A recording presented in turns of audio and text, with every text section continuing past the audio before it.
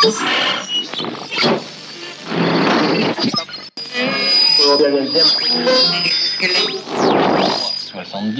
le deuxième était le...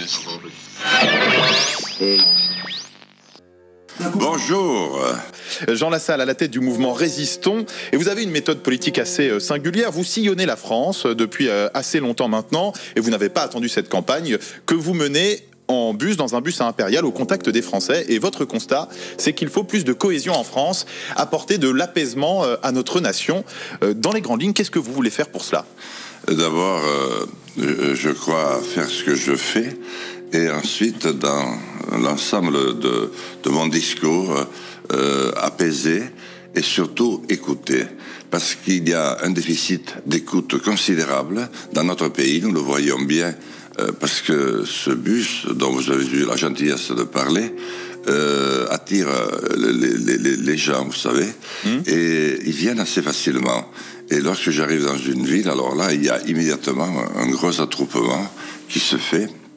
Et on peut parler, on peut tenir un petit bout de meeting. Mais les gens ont surtout le pouvoir d'achat, avaient surtout le pouvoir d'achat et le prix du gasoil comme préoccupation, le prix des denrées alimentaires. Maintenant, c'est une inquiétude par rapport au manque de perspectives.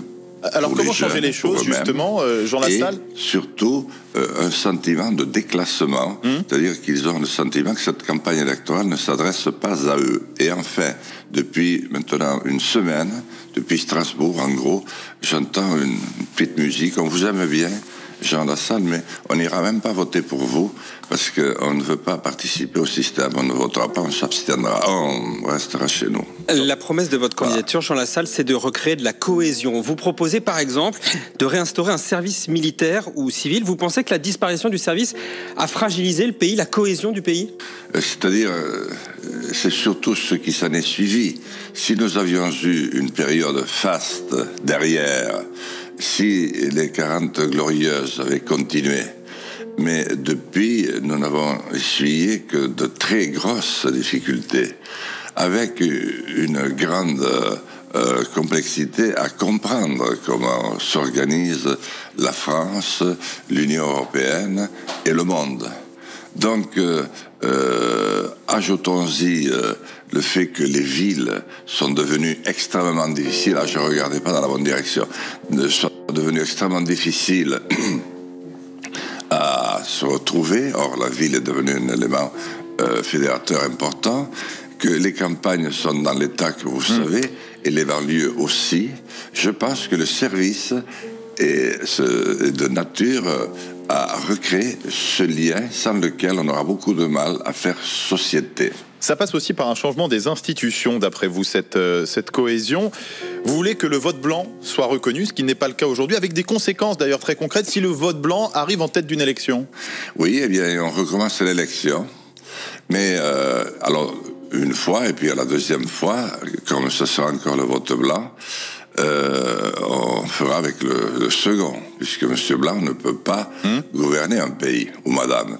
Mais le signal, me semble-t-il, aura été suffisamment fort pour que, d'une part, les citoyens, fondant le peuple souverain, reprennent conscience de leur pouvoir et que de notre côté, les élites se disent « Maintenant, ça ne peut plus durer.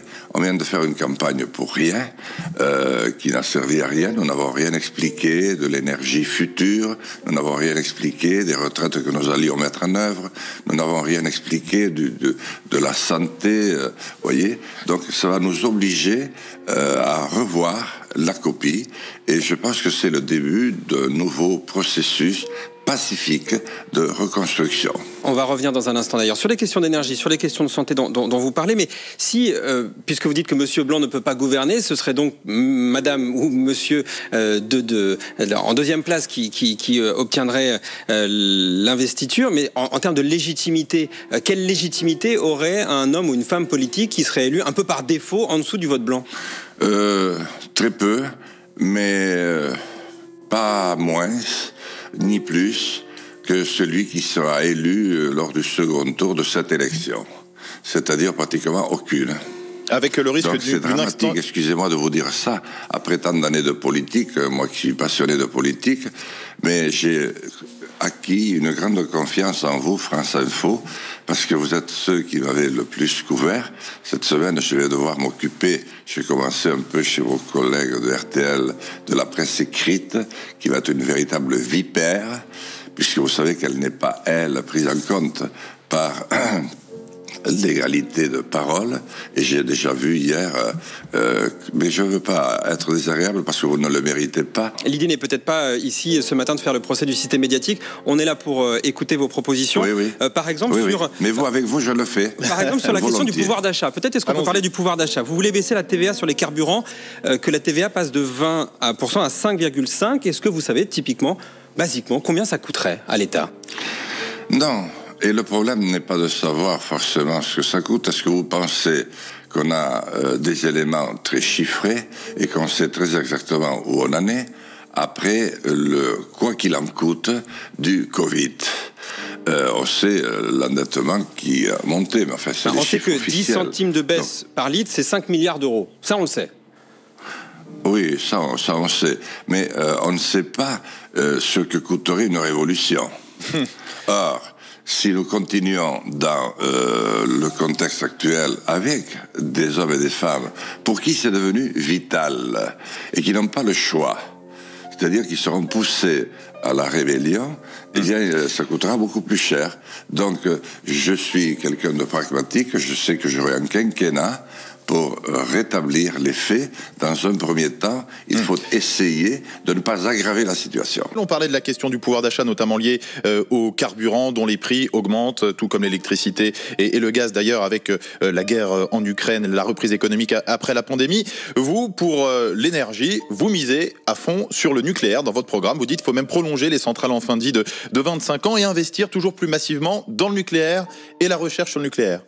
Oui, dans un premier temps, parce que dans mon objectif le plus important, c'est d'augmenter le budget de la recherche et de le passer à 4 ou 5%, c'est-à-dire ce qu'il était dans les années 60-70, de façon à nous donner les moyens de trouver au plus vite la nouvelle énergie renouvelable. Je pense surtout au soleil, avec le four de Font-Romeu qui commence à dater un petit peu, qui a 65 ans, mais quand même qui en dit long, avec ces miroirs kaléidoscopiques qui, réfléchissant sur un même lieu, sur une même plaque, créent un arc électrique d'une puissance inouïe. Je pense à l'énergie de la mer. Nous sommes un très grand pays de mer. Nous avons une chance extraordinaire. Je pense qu'on peut, là, miser sur deux tableaux. Il y a la différence thermique entre le niveau des flots et 1000 mètres plus bas. Et puis, il y a cette extraordinaire énergie des marées dont nous ne faisons rien.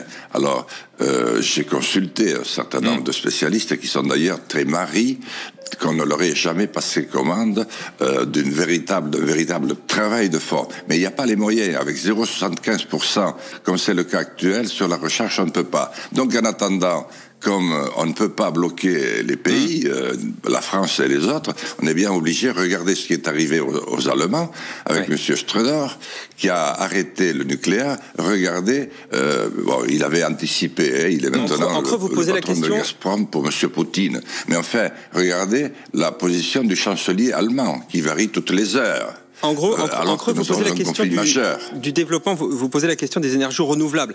On parle donc, on l'a compris, vous misez sur le solaire aussi, les centrales marémotrices, mais vous voulez par ailleurs stopper l'éolien. Non, pas marémotrice, ça c'était la Rance, il y a 60 ans. Je pense que c'est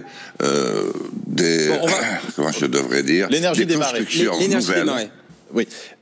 Sans forcément rentrer dans tous les détails. Néanmoins, vous voulez mettre un coup d'arrêt à l'éolien qui, je cite, dénature nos paysages. Concrètement, est-ce qu'il faut arrêter les projets en cours? Est-ce qu'il faut démonter les mâts? Qu'est-ce que vous faites aujourd'hui avec l'éolien?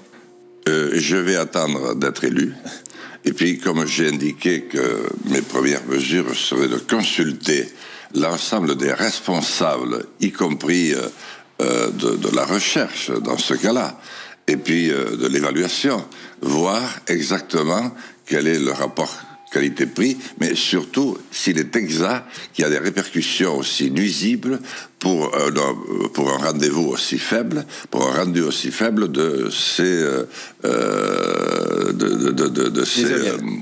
moulins à vent. Vous comprenez? Parce que en plus, ils émettent des ondes électromagnétiques foudroyantes et c'est maintenant établi. Les troupeaux, si par hasard, par malheur il y en a, sont très fortement impactés et l'être humain certainement aussi. Alors c'est intéressant ce que vous dites. On parle en effet régulièrement de l'impact sur la biodiversité des éoliennes, sur les oiseaux aussi, les chauves-souris. Quand on regarde votre programme, on a parlé un peu d'énergie renouvelable, d'énergie verte, mais sur l'écologie, mis à part ce champ-là, il n'y a pas grand-chose. Vous parlez des circuits courts quand même, du localisme. Vous faites de la grande priorité de votre quinquennat, de votre septennat, si vous voulez le remettre en place éventuellement, les campagnes. Mais vous ne parlez pas de biodiversité, de changement climatique. Est-ce que c'est parce que ce n'est pas votre souci ou alors que vous le verrez dans un second temps ? Parce que je considère qu'il y en a déjà, j'ai suffisamment de concurrents qui le font déjà avec talent. Mais sans rien changer à quoi que ce soit. Pas la peine que je joigne ma voix à ceux qui déjà nous emplissent de stress, nous font peur. Mais ça vous inquiète, vous ? La lutte contre le climat, c'est juste du stress ? Change le cours de nos vies. La lutte contre le climat, c'est juste du stress ? Ah non, c'est pas du stress. Et c'est du stress, tant que vous en parlez, sans ne rien faire. Or, il ne vous a pas échappé que moi, j'avais des priorités, augmenter le budget de la recherche, trouver au plus vite une énergie nouvelle, et puis un plan, puisque vous en avez dit juste un mot, sur les territoires, campagne de France grande cause nationale, que je dote d'un budget de 3 milliards d'euros par an, c'est-à-dire la durée du mandat, que je soustrais au budget que nous versons dans l'Europe de 26 milliards par an, la dotation que nous versons, surtout après le départ des Anglais. Nous n'avons pas besoin de donner tout cet argent alors que notre agriculture, que notre artisanat, que nos campagnes sont entièrement à reconstruire et je dois revoir la PAC. Donc, si vous voulez, je donne des réponses plus faciles à comprendre. Ce qu'on comprend, c'est que par ailleurs, les réponses, par exemple, proposées par les écologistes, ne vous semblent pas réalistes aujourd'hui, ne vous semblent pas, je dirais, en capacité de pouvoir changer les choses. Mais c'est-à-dire, je voudrais surtout savoir qu'est-ce qu'ils veulent faire. Parce que vous me demandiez à moi. Mais j'écoute attentivement M. Jadot, j'ai toujours pas compris, à part... bien sûr, implorer le ciel, ou je ne sais qui, par le ciel, puisque c'est un candidat laïque, mais implorer l'univers tout entier pour dire « je veux faire du renouvelable », mais on ne sait pas avec quoi. Avec moi, on le sait, c'est clair, et j'indique comment je fais et comment je finance. Alors, Jean Lassalle, votre programme pour les territoires... Et ensuite, pardon. Et surtout un symbole, en finir avec un symbole abject pour la France, il faut immédiatement, dès que je serai président, j'enlève immédiatement la Coupe du Monde de football du Qatar et je propose à l'Allemagne ou à l'Angleterre qui ont largement les capacités de l'organiser, de le faire. Parce qu'on ne peut pas le président de la République française n'a pas la capacité d'annuler on ne peut pas se moquer à ce point de nos concitoyens. Bon, en effet, vous n'aurez pas forcément la main là-dessus si vous êtes élu, mais bon, vous pourrez au moins essayer. Jean Lassalle, pour en revenir à votre projet sur les territoires... Croyez-moi, si je suis élu, si ce miracle devait se produire, je prendrai la main sur un certain nombre de sujets. Parce que là, vous comprenez, c'est vraiment complètement tromper et mettre dans l'embarras le plus total ceux qui participent. Jean Lassalle, soit c'est dangereux pour la planète, soit c'est dangereux, soit la planète est en danger, et alors à ce moment-là, on fait ce que je dis, soit c'est pas dangereux, et alors on peut continuer à s'amuser, à chauffer, à climatiser des stades, etc. Permettez-moi d'accélérer un tout petit peu, Jean Lassalle, pour qu'on aborde d'autres points de votre programme. Vous avez parlé justement de l'importance des campagnes, des territoires. Vous avez une mesure choc, notamment en matière de santé. Un hôpital, pas à plus de 40 minutes, quel que soit le territoire, quels que soient les Français. Est-ce que vous savez combien d'hôpitaux il va falloir construire, combien de soignants embaucher? Parce que c'est très ambitieux, ça, comme mesure. Oui, mais je vous rappelle que je commence par reconstruire l'État. Parce que l'État est un symbole pour la France. La France est construite autour de l'État. Et l'État doit redevenir ce symbole et un symbole outil pour conseiller celui qui devient chef de l'État. Il n'a pas besoin on n'a pas besoin de faire appel à des cabinets d'Américains, oui. Tout en 900 millions d'euros. Nous avons en France ce qu'il faut, surtout pour gérer jusqu'à l'intime, c'est-à-dire l'élection du président existant, sa réélection, le Covid que l'on vient d'avoir. Donc j'ai besoin, moi, d'avoir cet outil-là. Une fois que j'ai cet outil, à partir de ce moment-là, bien, on réfléchit pour affiner. Mais comment voulez-vous que j'affine alors que je ne suis pas aux manettes et que je n'ai, comme l'ensemble des Français, qu'une vision très éloignée de la réalité? Jean Lassalle, on vous entend sur la question des cabinets de conseil. Néanmoins, vous avez vous-même travaillé, dirigé un cabinet de conseil. Vous savez que parfois c'est un avis extérieur qui est utile, y compris pour l'État. Ah mais attendez, je ne fais pas le procès des cabinets ingénieurs conseils. J'ai consacré près de 35 ans à l'un d'entre eux. Et j'en ai vécu. Donc je ne fais pas le procès. Mais moi je ne conseillais pas l'État, je ne conseillais pas Monsieur le Président de la République en direct. Et puis je ne conseillais pas d'autres chefs d'État dans le monde. C'est-à-dire je n'avais pas pris cette ampleur mondiale qu'a pris McKinsey, vous comprenez? C'est pas du tout la même chose. Heureusement qu'il y a des cabinets privés en France qui font ce genre de travaux. Vous en avez certainement besoin, vous aussi, à France Info ou ailleurs. On a besoin de ces spécialistes. Mais ils n'ont pas, c'est une question là de responsabilité. Et moi, je n'ai jamais eu une responsabilité politique. Jean Lassalle. Ce n'est pas le cas de McKinsey. Jean Lassalle, est-ce que vous voulez toujours sortir de l'OTAN, comme c'est écrit dans votre programme, ou alors, comme d'autres candidats, la guerre en Ukraine vous fait revoir un peu cette position? Oui, cher Jean-Rémy Baudot, je veux sortir de l'OTAN. Le plus tôt sera le mieux. L'OTAN a joué un rôle très néfaste dans l'affaire de la Russie et de l'Ukraine qui a tourné à la guerre ouverte et à la tragédie que nous suivons tous en direct. L'OTAN, c'est une vieille histoire. Mais c'est aussi un rempart aujourd'hui. À notre temps. C'est aussi un rempart. C'est aussi un rempart aujourd'hui, par exemple, pour la Pologne.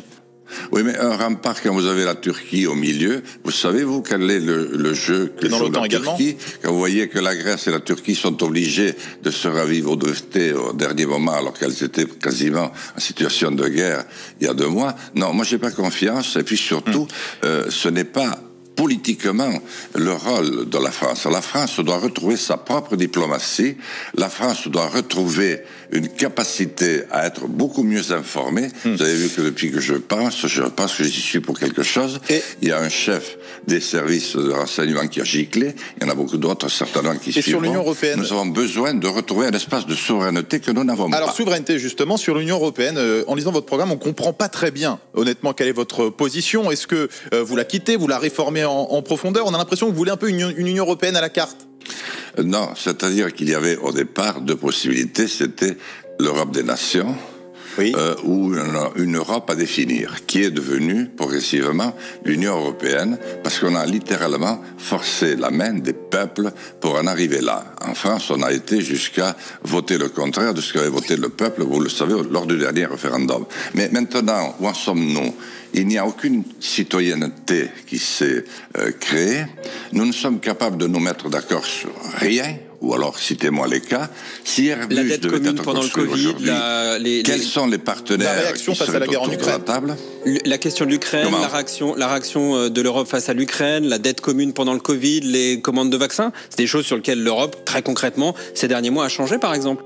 Oui, mais vous voulez bien m'expliquer en quoi et quels sont les effets que ça a eu? Par exemple, prenons la Russie et l'Ukraine, vous pensez que nous avons calmé Monsieur Poutine? Vous pensez que peut-être que les pays de l'Union européenne aident l'Ukraine à résister. Il y a Biden qui est venu en Pologne, où il aurait mieux fait d'ailleurs de se taire. Et puis nous avons Macron qui joue les grands chefs, alors que hier, pour la première fois, il a bien voulu nous parler de 2 sujets importants que vous venez de rappeler. Il était temps, 8 jours avant de le faire, alors qu'il ne cessait de mettre de l'huile sur le feu. Un mot de la campagne, parce qu'il nous reste ne peut pas le voir. Un mot de la campagne, parce qu'il nous reste très peu de temps malheureusement. Hier à Nanterre, Emmanuel Macron s'est présenté comme un candidat avec un accent très social, on pourrait dire, allant jusqu'à reprendre des slogans du NPA. Est-ce que vous, quel regard typiquement vous portez sur ce candidat président qui appelle finalement les électeurs de gauche à voter pour lui? Il est totalement absent, donc c'est difficile à dire. En plus, il vit une crise intérieure forte. Bon, ça se comprend, hein, il était obligé à amener à tutoyer les plus grands de ce monde, et du jour au lendemain, il doit retrouver des hommes et des femmes très ordinaires, qui ont une vie très ordinaire, et à vrai dire, absolument pas intéressante du tout. Donc, il a un problème. C'est comme ça que vous voyez les Français ? Je ne sais pas du tout, d'ailleurs, comment ça peut se terminer avant la fin de la campagne. Bon, dans notre dernier baromètre Ipsos, vous êtes crédité de 2,5%, devant, par exemple, la candidate du Parti Socialiste, Anne Hidalgo. Ça nous dit quoi du champ politique aujourd'hui ? Qu'il est en ruine, hein ? Mais je ne suis pas étonné, parce que lorsque j'ai eu fini mon tour de France il y a 5 ans, j'avais porté mon ouvrage à Hollande. Le seul qui s'y était vraiment intéressé, c'était justement Emmanuel Macron, que je croyais un stagiaire de l'ENA, et qui m'a annoncé ce jour-là être le secrétaire général adjoint de l'Élysée. Il a fait 2 ans après le tour de son salon en disant en marche, et ça a marché. Ce stagiaire de l'ENA a bien grandi, en effet. Et nous le payons aujourd'hui. Jean Lassalle, ce stagiaire de l'ENA, comme vous le dites, pour qui vous l'avez pris, a bien grandi à tel point qu'il pourrait se retrouver en tête du premier tour. C'est en tout cas ce que disent tous les sondages qui sont les intentions de vote. Avec 40% peut-être d'intention de vote, et les autres, qu'est-ce qu'on fait après, une fois qu'il est réélu? Alors, ça, on verra au prochain numéro. Justement, Jean Lassalle, pour qu'on puisse peut-être, même nos auditeurs, vous situer politiquement, ce qui n'est peut-être pas forcément simple pour tout le monde. En cas d'un deuxième tour, Macron, Le Pen, Macron, Mélenchon, est-ce que vous appelez à voter pour quelqu'un? Si oui, pour qui? Alors je vais répondre à la question surtout de mon positionnement. Quant au fait de choisir, ne me demandez surtout pas avec les efforts que je fais, je pense quand même, et je sais que vous, France Info, vous le faites, vous rendez hommage à ma combativité et à tout ce que je peux faire avec le budget qui est le mien. C'est certainement pas pour me sortir du jeu et de la possibilité que j'ai à dire des choses. Pour le reste, que vous avez pu dire. J'étais au Modem pendant très longtemps, et j'ai quitté le Modem comme j'aurais quitté tous les autres partis lorsque j'ai compris qu'ils étaient sortis totalement de la compréhension du monde, qu'ils restaient dans le modèle démocratique et qui avait été croqué et avalé par le système et par la nouvelle dictature molle qui s'est imposée en France, en Europe et dans le monde.